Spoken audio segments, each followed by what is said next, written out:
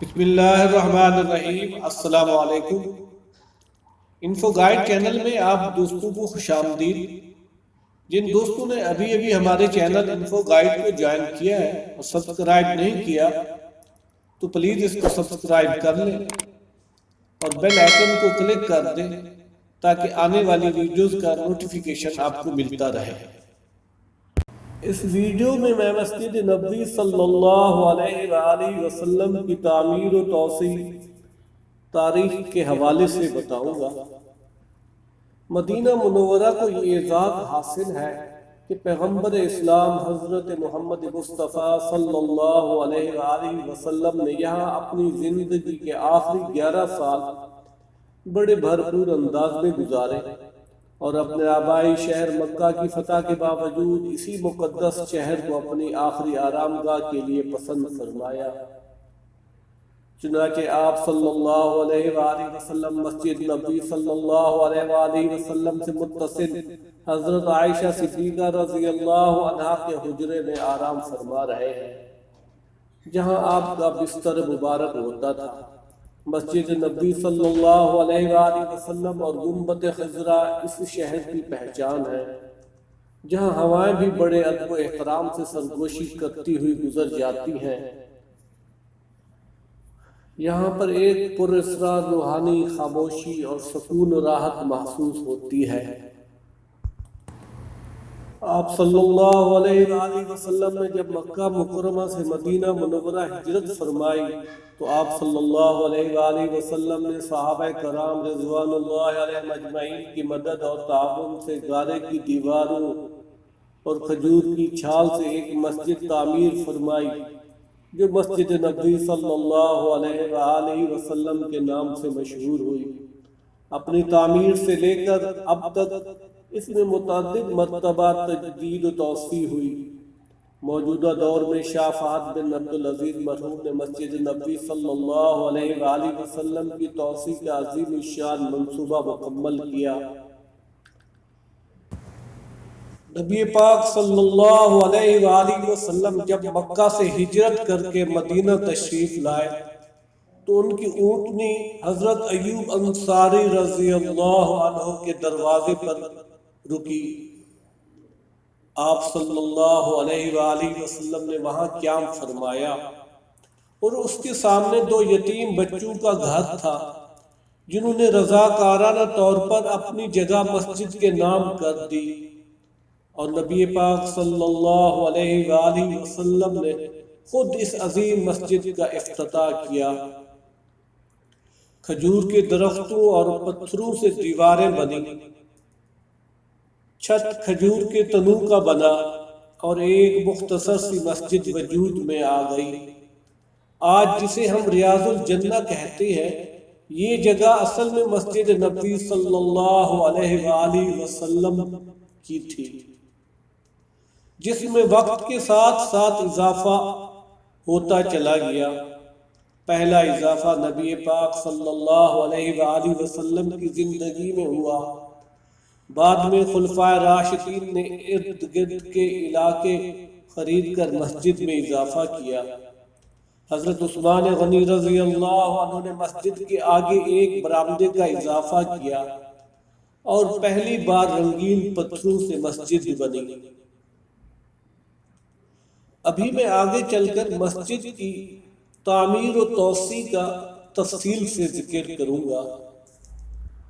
ابھی میں مسجد نبوی صلی اللہ علیہ وآلہ وسلم کی تعمیر و توسیع کا ذکر کرتا ہوں کہ کن کن ادوار میں کس کس خلیفہ نے اس کی تعمیر و توسیع کی۔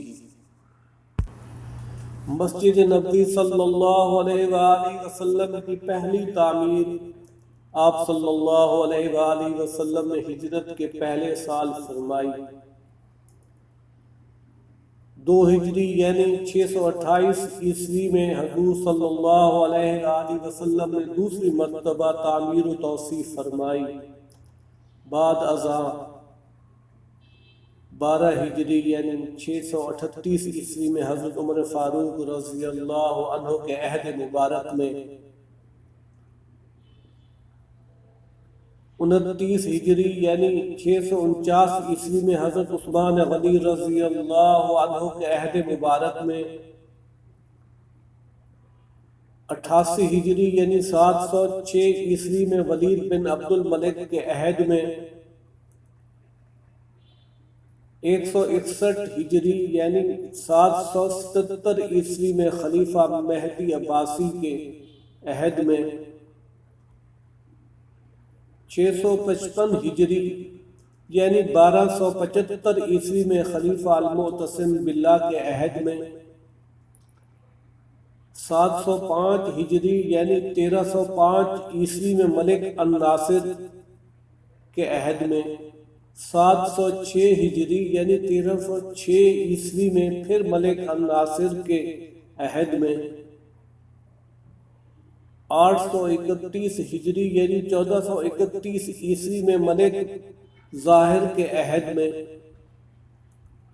879 ہجری یعنی 1474 عیسوی میں ملک قاتبائی کے عہد میں،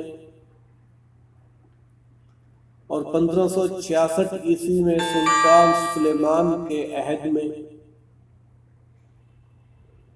980 ہجری یعنی 1572 عیسوی میں سلطان سلیم دوم کے عہد میں، اور 1265 ہجری یعنی 1848 عیسوی میں سلطان عبد المجید نے مسجد کی تعمیر و توسیع کے کام میں حصہ لیا۔ سعودی حکومت نے بھی مسجد نبوی صلی اللہ علیہ وآلہ وسلم میں متعدد بار توسیع کی۔ 8 جون 1949 کو شاہ عبدالعزیز آل سعود نے تمام مسلم ممالک کو مسجد نبوی صلی اللہ علیہ وآلہ وسلم کی توسیع کے لیے خطوط لکھے۔ اس کے لیے عرب ماہرین تعمیرات کو دعوت دی گئی۔ 9 جولائی 1951 کو کام کی ابتدا ہوئی اور 31 اکتوبر 1955 کو یہ منصوبہ مکمل ہوا۔ مسجد کا رقبہ 624 سے بڑھ کر 16,326 مربع میٹر ہو گیا۔ اس پر 50 ملین ریال لاگت آئی۔ شاہ خالد بن عبدالعزیز کے دور میں بھی مسجد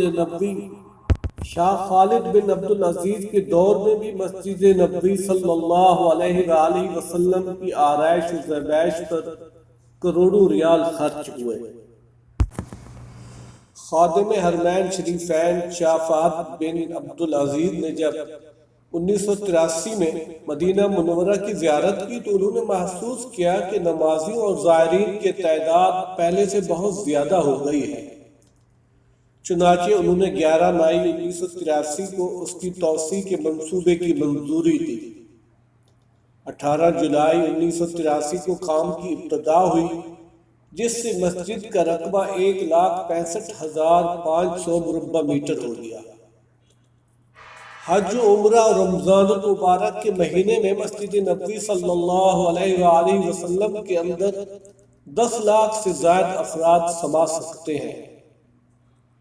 نئے منصوبے کے تحت مسجد کی موجودہ عمارت سے متصل اس کے شمال، مشرق اور مغرب میں ایک نئی عمارت بنائی گئی جس کا رقبہ 82,000 مربع میٹر ہے اور اس میں 1,37,000 نمازیوں کے لیے گنجائش ہے۔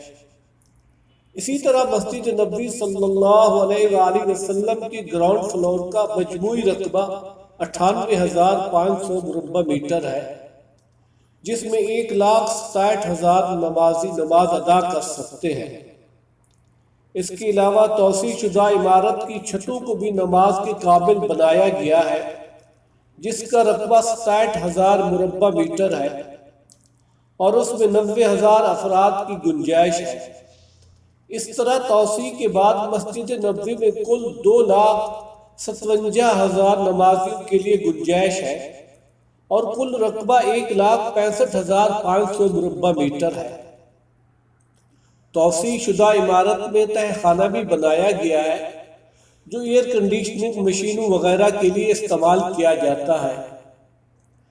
مسجد نبوی صلی اللہ علیہ وآلہ وسلم کے کل دروازوں کی تعداد 59 ہے۔ علاوہ ازیں مسجد نبوی کی چھت پر جانے کے لیے بنائے گئے زینوں تک جانے اور ان سے نکلنے کے لیے 8 دروازے بنائے گئے ہیں۔ توسیع کے بعد مسجد نبوی صلی اللہ علیہ وآلہ وسلم کے 10 مینار ہو گئے ہیں، جن میں 6 نئے بنائے گئے ہیں۔ ہر مینار کی اونچائی 99 میٹر ہے اور مینار کے اوپر بنے ہوئے 6 میٹر کے ہلال سمیت کی اونچائی 105 میٹر ہو گئی ہے۔ اس طرح توسیع کے بعد میناروں کی اونچائی میں 33 میٹر کا اضافہ ہو گیا ہے۔ بقیہ میناروں کی اونچائی 72 میٹر ہے۔ مسجد نبوی صلی اللہ علیہ وآلہ وسلم کے صحن میں 18 بائی 18 میٹر رقبے کی 27 برجیاں بنائی گئی ہیں۔ یہ برجیاں دراصل متحرک چھتیں ہیں جنہیں آٹومیٹک طریقے سے کھولا اور بند کیا جا سکتا ہے۔ مسجد کے قریب سڑکیں، انڈر گراؤنڈ کار سٹینڈ، تجارتی و سرکاری عمارتیں اور زائرین کے لیے دیگر سہولتیں جیسے وضو خانے اور طہارت خانے بنائے گئے ہیں۔ مسجد کے ارد گرد میدانوں کا رقبہ 2,35,000 مربع میٹر ہے، جن پر سنگ مرمر لگایا گیا ہے اور مختلف رنگ کے محرابی نقش و نگار بنائے گئے ہیں۔ نماز کے لیے مخصوص حصہ کا رقبہ 1,35,000 مربع میٹر ہے، جس میں 2.5 لاکھ نمازیوں کی گنجائش ہے۔ اگر سارے میدان کو نماز کے لیے استعمال کیا جائے تو 4 لاکھ افراد نماز ادا کر سکتے ہیں۔ مسجد نبوی صلی اللہ علیہ وآلہ وسلم کی توسیع و تعمیر کے مجموعی اخراجات 6 ارب ریال سے زیادہ ہے۔ توسیع سے قبل مسجد کے 7 مین دروازے تھے جو اب 23 ہیں۔ اس کے علاوہ گراؤنڈ فلور کے 8 نئے گیٹ بنائے گئے ہیں۔ مسجد کے دروازوں کی تعداد پہلے 16 تھی جو اب 18 ہے۔ مسجد نبوی صلی اللہ علیہ وآلہ وسلم اس وقت دنیا کی بڑی اور خوبصورت ترین مسجد ہے۔ نبی پاک صلی اللہ علیہ وآلہ وسلم نے فرمایا، 3 مسجدوں کے سوا کسی مقام کو متبرک سمجھ کر اس کی طرف سفر نہیں کیا جا سکتا: مسجد حرام، مسجد نبوی اور مسجد اقصی۔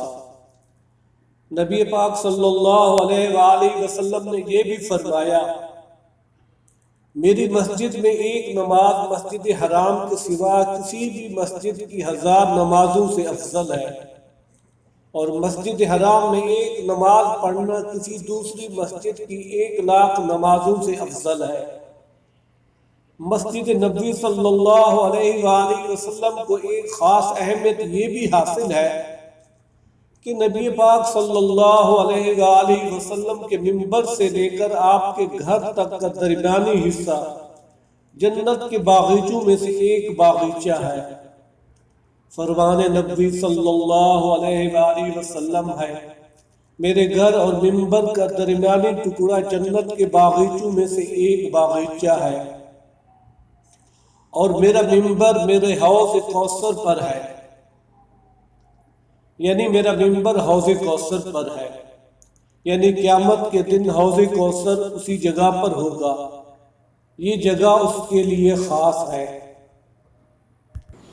دوستو، ویڈیو دیکھنے کا بہت بہت شکریہ۔